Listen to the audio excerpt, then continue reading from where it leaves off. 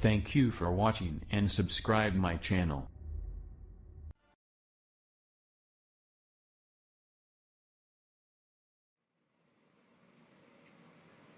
Greetings, dear ones. I'm Kryon of Magnetic Service.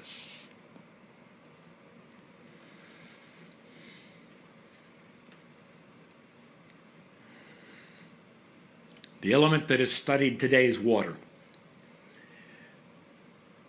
And we'll just tell you that that is water is life. And if there's any kind of a metaphor that would say, what does the element of water mean metaphorically to the human being? It is life itself. Life. You've had that which is the soul, you've had that which is consciousness, but life, how do you weigh the importance of that element? But beyond that, dear ones, you've already discovered that water in crystallized form will show the effect of love and compassion, consciousness. You already know that. There are those in this room who know about that which is the energies that are esoteric of the human being. Energies that were known from the ancients and processes that are used today, taking advantage of them, that Western medicine is just now discovering. So you also know the power of consciousness and how it changes the energies, how energies can be then altered by the way a human being thinks about themselves.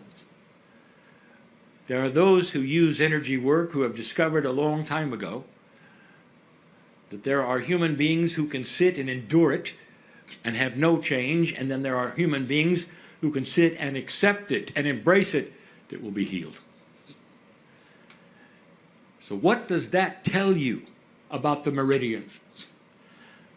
Do they just sit there and do their thing, or are they like antennas that pick up the intent and the consciousness of the human being, amplify it, and go into the places that are designed for them to go into, and affect that which is at the cellular level, life itself, the water? Every process you can think of in this room that you have done or you may be an expert in seems to also know who you are when you do it. It's almost like it tunes in to the human being who is part of it all. If you go away with nothing from this series, I want you to remember this one thing. You are powerful. More than just powerful. You are selectively powerful. That is to say, you can design who you are. You can design the diseases you catch and heal. And how you think and what you perceive will lay upon you like a book. Like you can open it and read who you are. I'm afraid of this. I'll catch this. Or I'm going to survive no matter what because I will not catch this. I will not do this. This will not attach itself to me. I am a healthy person. My cells all agree. They cooperate. I know who I am. They know who I am. Which book is yours? No time in history is this more prevalent and more exciting than now. More is happening than you know. The shift that you have gone through at 2012 starts to move so many things, and it is incremental. So slow is it you may not even understand that it's moving. You'll have new processes and new ways to measure them. You'll start to see that which is the body's energy itself start to cooperate with the energies of the consciousness of the human being who is using them. You'll start to see something we've told you before, and that is a move away from that which you've had, which you call allopathic.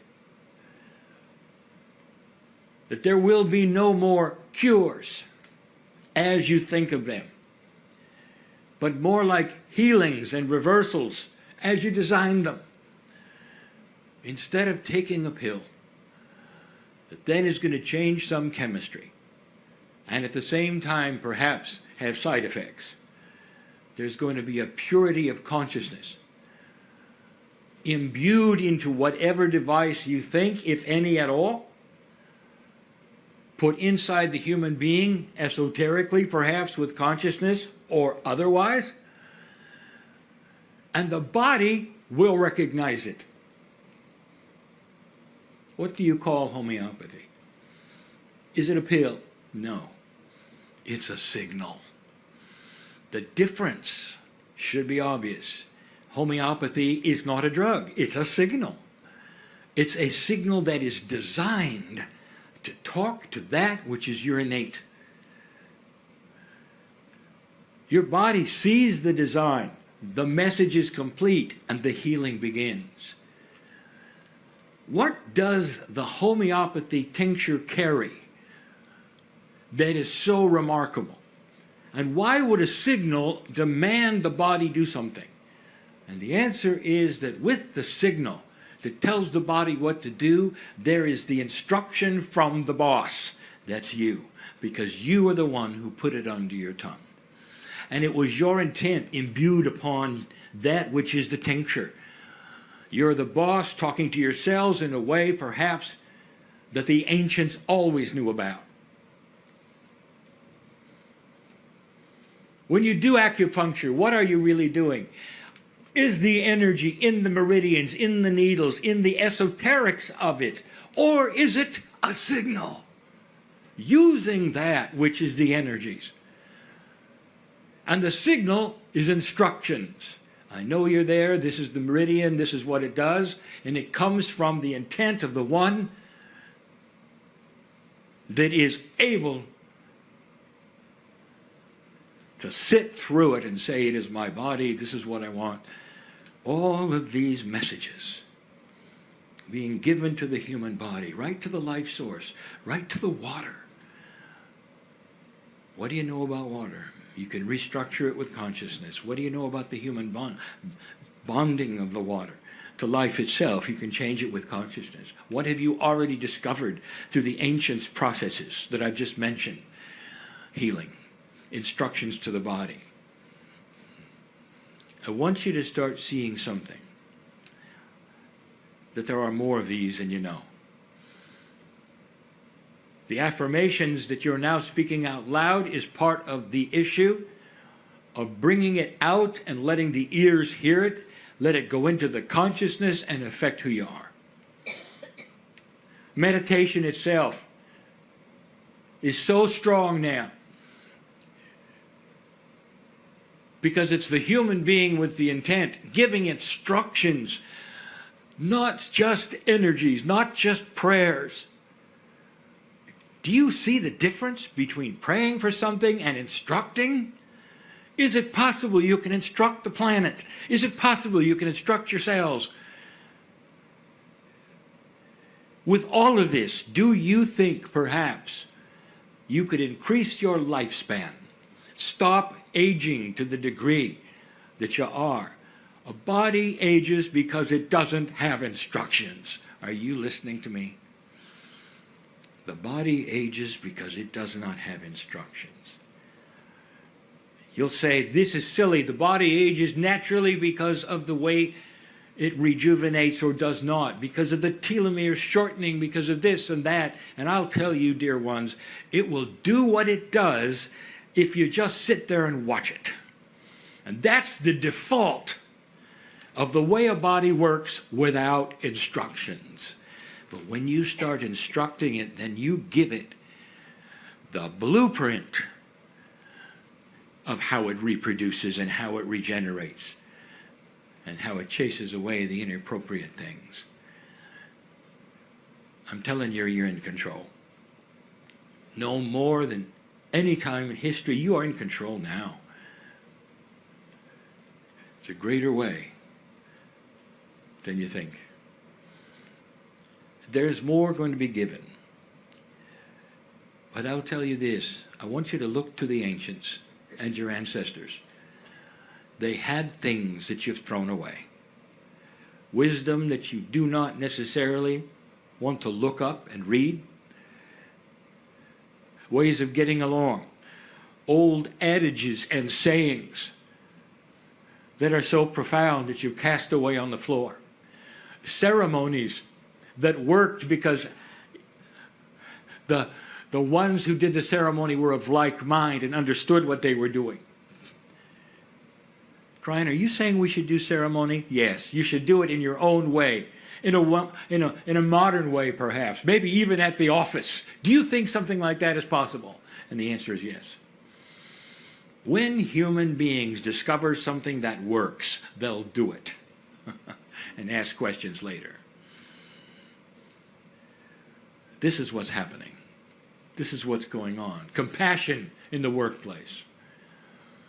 This is what's going on in so many places around this planet that is unreported, that you don't know about.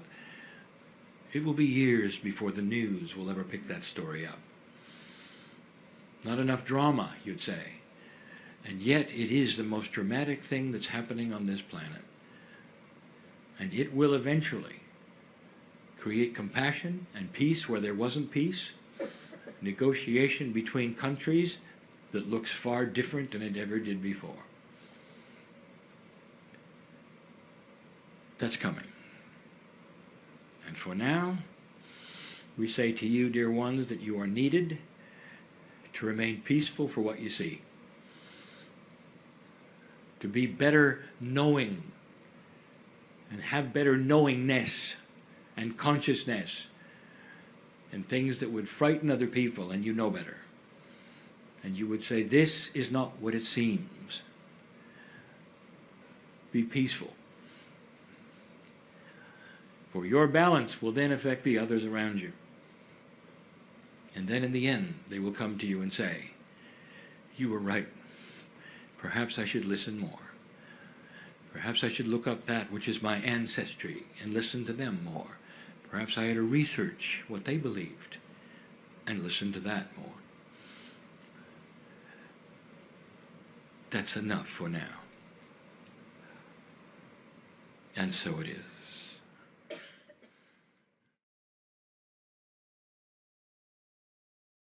Of magnetic service. You study air, the fourth element. Here's another element which seems to be invisible. You can see it clearly. The wind carries it. It is the wind. But in general, it is something that is precious to you. You need it for life. Even more than water. You need it constantly, every moment. And there's an alliance in air with Gaia. If you would look at the metaphor in the human body, what would air be to you in this esoteric metaphor? Let's call it your silent life friend. Something that is invisible, something you take for granted, something you need every moment of every day. And when it's gone, you're aware of it. And you cannot survive. My partner today speaks of things that are hidden. They are hidden in history. And the more you learn about them, the more you know about the magnificence of not only yourselves, but of your ancestry. We told you that on this planet today, that the wisdom keepers, which I will say are the ancients with a capital A, They have that which is missing in the Western world. They carry the wisdom from the past.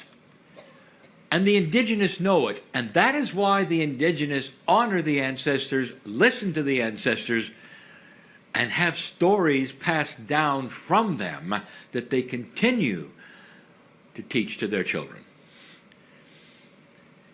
It's a wise, wise culture that will take the ancients and make it a part of the teaching of the little ones.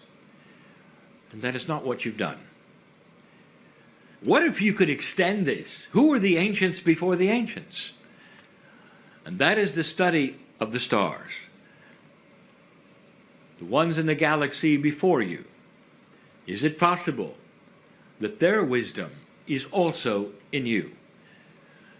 And then you'd have to ask the question, well, where did you really come from? Is it possible that you, as a human soul, are an extension of what has been before Earth had life? And if that's the case, do you have wisdom beyond the planet that you could pull in and help what's going on now? That invisible friend called air is the ancient wisdom you carry. What if you could pull upon this right now? I would like to tell you something, dear ones. Many in this room have. The ones listening to this in the future will begin this. The very wisdom that I am talking about, this invisible friend you have, is yourself in your own Akash. That, combined with what you would call the creative source, is the secret for peace on earth. You are starting to discover energy beyond that which you would say is the energy you would need to live. This is energy within the human body. These are specific energies that have always been here for your humanness and the biology that you had before you ever came here. If I told you that the energies of the creative source and your body were the same for other life forms all over this galaxy, would you question that? Would you say, well, the other life forms probably were not humanoid? Yes, they were. Other life forms were probably not like us? Yes, they were. And we'll say it again, when you meet them someday, they may look a lot like you. What did you learn that was not from Earth, that you pull in right now in your Akash, and you intuitively are awakening to something that's from the stars? Now, what would that look like? I'll tell you. The astrologers are awakening to quantum astrology. The homeopathists are awakening to esoteric multidimensional homeopathy, energies beyond what they thought. Some of the most ancient and understood known facilitations are starting to have multidimensional attributes. That is an awakening from the stars. You didn't have it until now, and your Akash is starting to give it to you. This is your best friend. Air is so interesting. Did you know that right now, this particular group, where you are on the planet, is one of the freshest places you can be, with the purest air you could have? The reason? You study in school photosynthesis. You understand the air and carbon dioxide exchange. You understand that Gaia, the trees, are giving you the oxygen that you need for life. You understand that you give them back something they need. But did anyone ever tell you where most of the oxygen on the planet is produced? And if you would say, well, it has to be the forests, you'd be wrong. They're the smallest things that exist, the lichen. All of the moss, the rainforests, they are producing more oxygen than the trees. Therefore, you are in the right place at the right time to go outside while you can and breathe some of the purest oxygen that is being manufactured by your best friend, Gaia. You have another best friend in this metaphor, and it is your Akash. It is giving you the life force that will create something very special on this planet. New information for new health using the energy meridians of the body and so much more.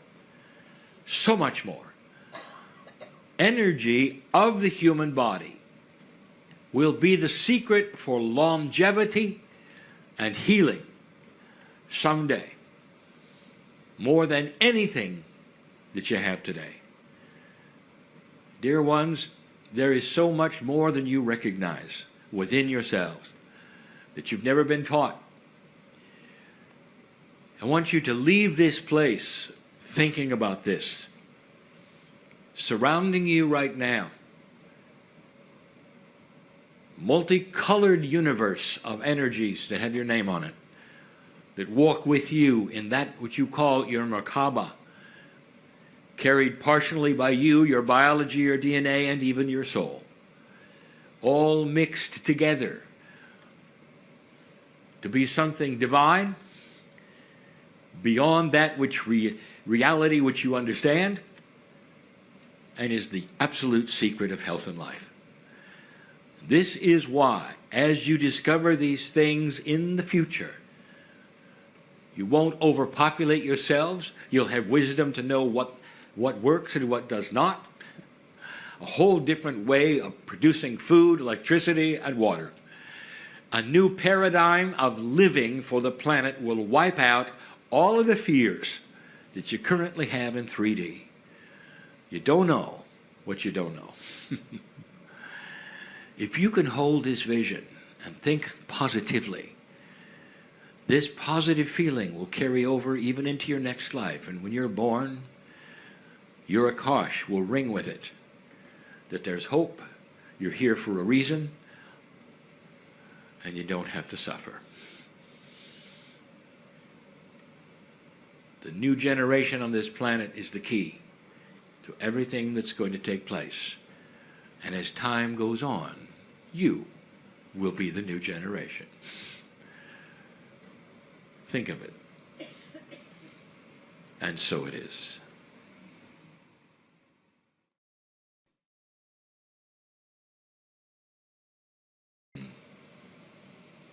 Of magnetic service.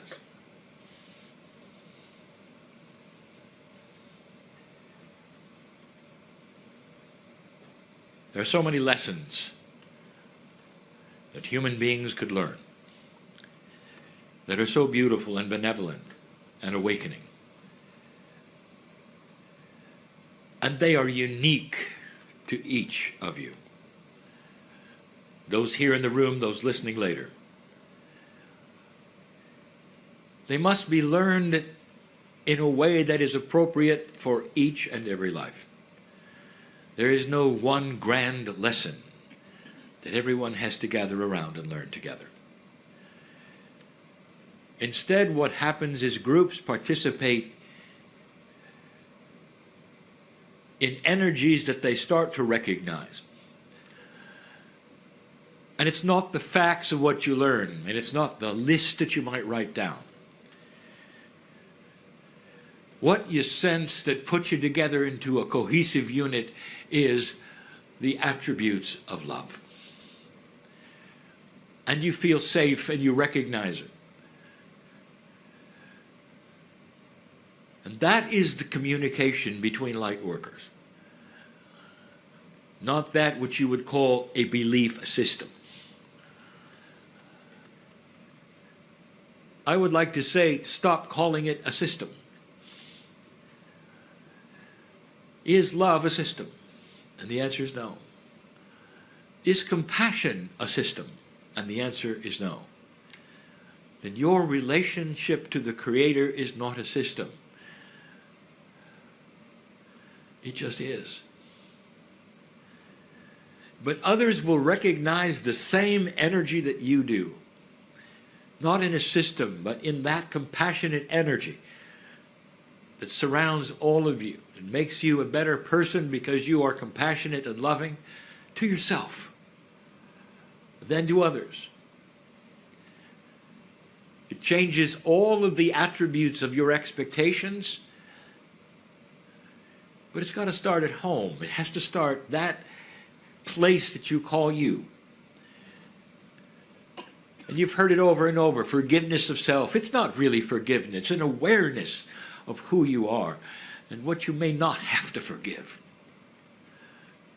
It's an awareness, again, of being born magnificent. And no matter who you thought you were, that is who you were as a child. That's what the child thought until they grew up and understood everything about compassion and love. The God that created you is you. I'll say it again. Made in His image is a phrase that so many have used in the past to describe the divinity in a human being. And the image is not the image of a prophet or the image of the face of God. It's the image of compassion. It is love. Made in His image means you are a piece of the Creator. The image of the Creator is inside you. That's magnificent. That's the engine that you start to use to create whatever it is you need right now. Solution to the problem you came with today? The engine is there. Solution to the health issues you have? The engine is there. We told you the last time we met. How are you going to instruct the engine to then drive forward and eliminate these things that you don't necessarily need to have, that are inappropriate to your life at this time, dear light worker? Do you feel that your life is limited? Do you feel that perhaps it's going to be over soon? I will tell you that all of that thinking was placed upon you in an older energy, in a three-dimensional place, and somehow, some way, you have believed it to this minute, not understanding that made in His image means that you have control over the length of time you stay.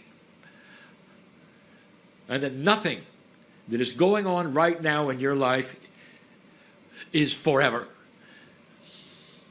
That it can be moved aside today, tomorrow.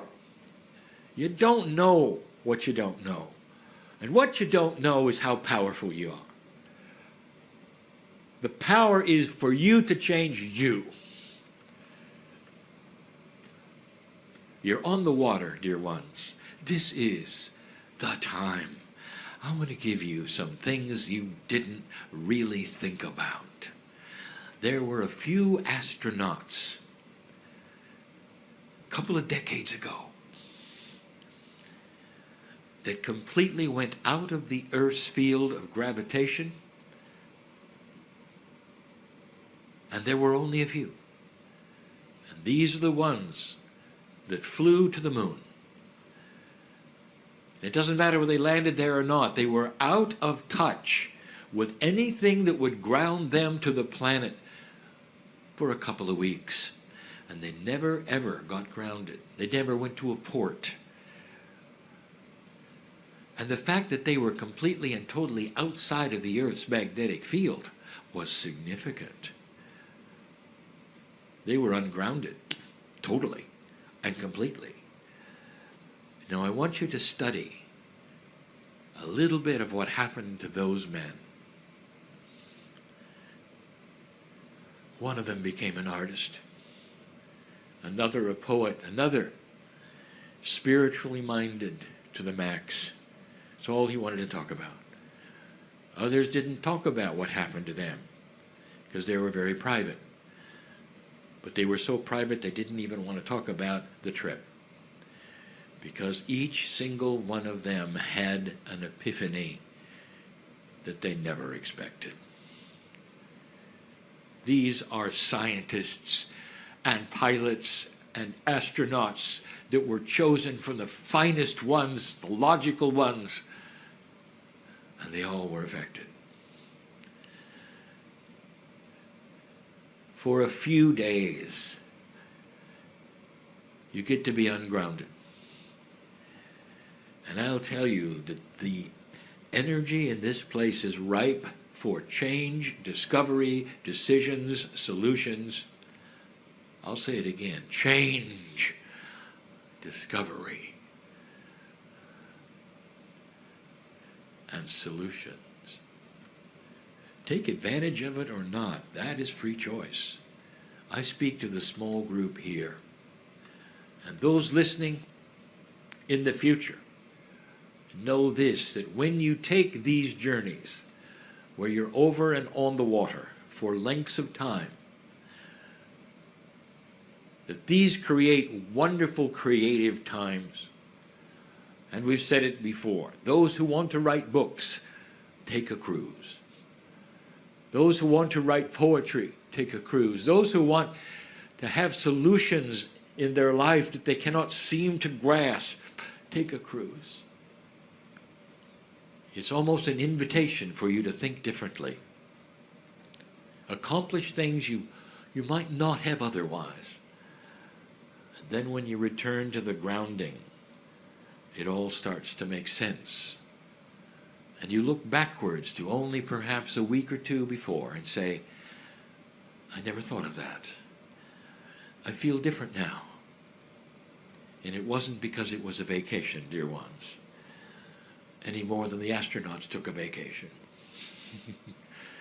It was something else. You with you, some of the greatest tools you could have. And so it is.